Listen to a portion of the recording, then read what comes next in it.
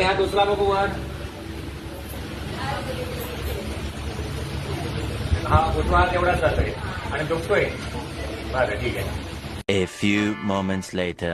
दोन्ही हात वर उचला आणि टाळी वाजवा. वर खाली करा.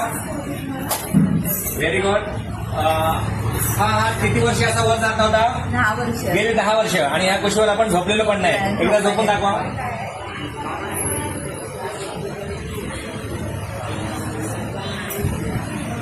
गेले 10 वर्ष या कुशीवर झोपलेले नाही आहेत. मांडी घालायला यायची. मांडी घालायला येत नाही. आता एकदा घालून दाखवा.